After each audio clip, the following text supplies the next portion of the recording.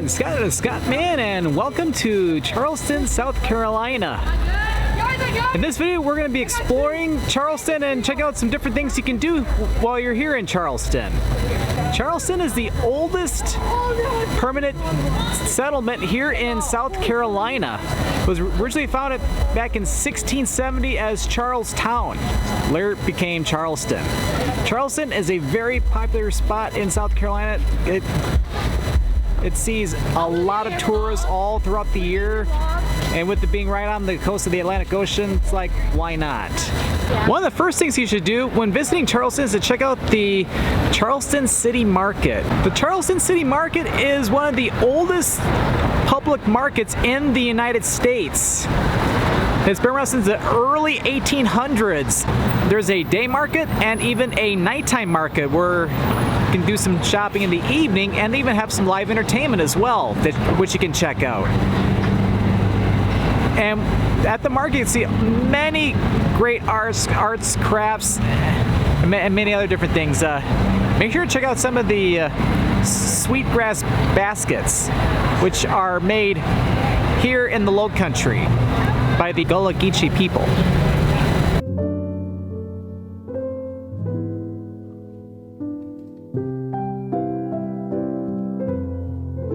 Charleston is the oldest city in South Carolina. It even dates all the way back to when South Carolina was one of the original 13 colonies, but long before the United States officially became a country back in 1776.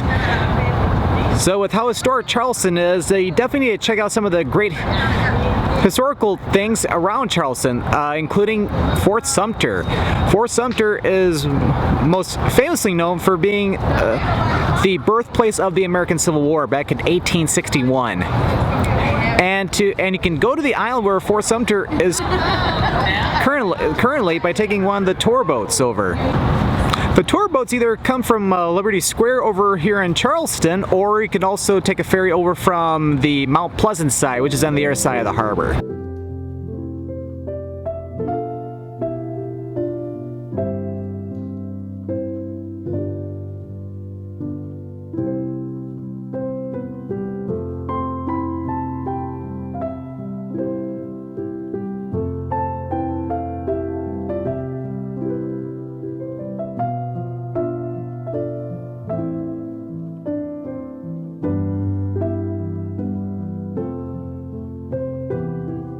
Welcome to Fort Sumter. This is what's known as the birthplace of the American Civil War.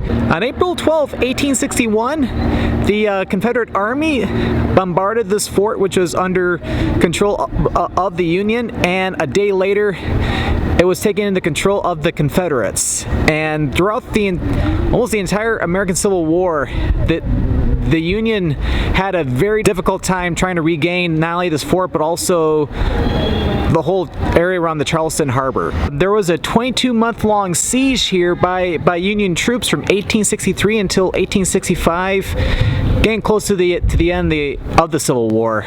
The wall you see here used to be a few stories tall, but during the siege, much of the fort was brought to ruins. However, a part of this wall still stands today, as you can see here.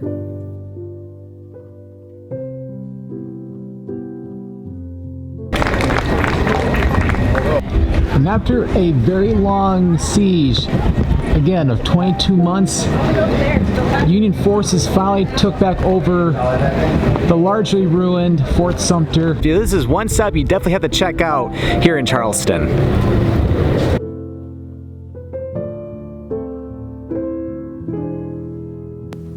The old Exchange building, it used to be a commercial exchange, city hall, post office, and even a military headquarters. During the American Revolution, the PROVOST dungeon underneath was used as a prison for American prisoners of war. Also, make sure to check out the Gibbs Museum of Art while you're in Charleston. Make sure to walk around downtown to check out the historic homes throughout Charleston.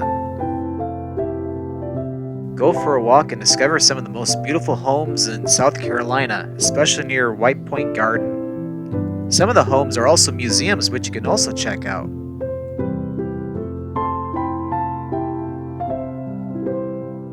While checking out all the different houses and museums here in Charleston, be sure to also explore some of the many historic churches too around the city, including the First Presbyterian Church right behind us. And here at the corner of Queen and Church Street, we have the French Huguenot Church. The church was organized by French Huguenot refugees or Protestant refugees from France.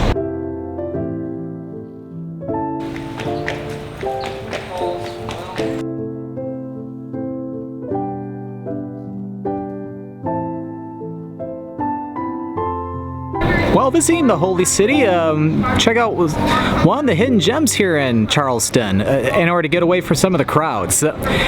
We have what's called the Gateway Walk, which connects many of the different churches and church courtyards throughout the historic city of Charleston. It starts over here by the Unitarian Church and goes all the way to, I believe, St. Philip's.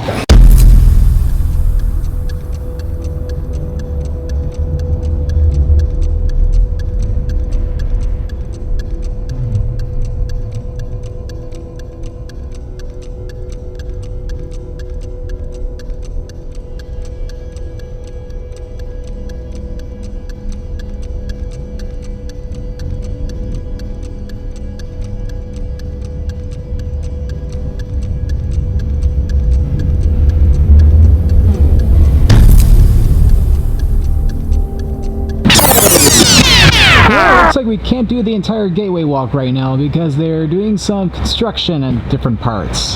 So we'll have to go around. That's the thing about travel, my friends. You never know when something might be closed or completely open. But still, yeah, the little part of the Gateway Walk I was able to do was really cool. And in that one graveyard, a little creepy too, especially with some of the vegetation in there. But we're here at St. Philip's Episcopal Church. It is one beautiful structure, I have to say. When you need some time to relax here in Charleston, be sure to check out some of the different parks here, including here at Waterfront Park, just about a block east of Bay Street, and has some beautiful scenery right along the Charleston Harbor, and many places to sit down too, where you just kick back and relax.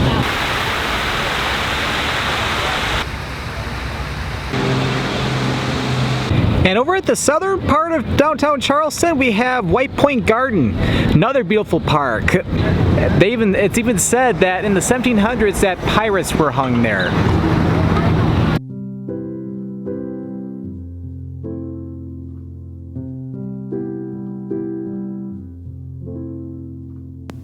Charleston has its great share of restaurants to check out. From shrimp and grits to tasty fried chicken, there is a lot of delicious food to be found. Check out my Charleston restaurant tour video for more details. With how historic the city of Charleston is, there are bound to be some spooky things around here. So when you're here in Charleston, one of the things you have to do, especially during the evening, is to take a ghost tour. With BULLDOG tours, they're one of the tours here, which you can go on not only some historical tours around the city, but also some ghost tours, including one at the Old City Jail. The historic Charleston City Jail was built or started back in 1802, lasted until 1939, and some of the nastiest criminals were held there, or even were killed there. So you might just run into a spirit there. So if you're on the tour, you might just feel a presence on your shoulder. The Old City Jail tour is definitely a very highly acclaimed one I saw in some of the reviews online, but there's also other ones too where you can go to different historical cemeteries, even a dungeon. But yeah, I thought the jail tour was really cool. There are a lot of cool things to check out here in downtown Charleston, but to get the real Charleston experience, you need to go outside of downtown as well. We're going to go check out a couple different sites outside of downtown. In addition to the many great sites in downtown Charleston, make sure to come out just outside of downtown as well, like including Hampton Park, which is one of Charleston's largest parks. and it's a great place to get away from the crowds of the historic district. You got a beautiful park with a beautiful pond, some wildlife, and just a great place just to hang out.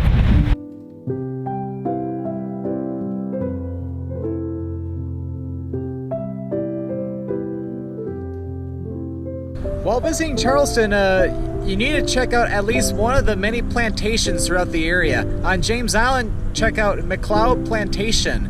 Throughout the years, with the exception of when the Confederate Army was housed here, as well as the Union Army after the end of the Civil War.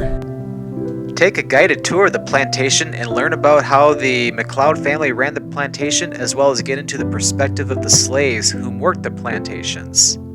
The slaves were mainly the Gullah Geechee people who originated from Western and Central Africa. They were freed after the ratification of the 13th Amendment in 1865. The Gullah Geechee today reside from Wilmington, North Carolina down to St. Augustine, Florida. One of the most unique crops that was planted here and harvested was the Sea Island cotton. It was much taller than the cotton that you would see more inland and a lot more valuable. And another site you must check out too in the Charleston area is the Charlestown Landing State Historic Site. In 1670, colonists over from England made their very first permanent settlement here, called it Charlestown. Charlestown is the very first colony and our very first settlement and the colony of Carolina. They wanted to settle over at Oyster Point, which is where present-day Charleston is, but they needed something to shelter them from any attacks from the Spanish stuff to the south, because back then they were bitter rivals. At the park, you can check out many cool sites from the visitor center, and even check out a recreation of the original settlement back in 1670. And there's even an animal forest too, where you can see the different animals in a zoo-like environment of the animals which would have been around in the Carolinas back during 1670.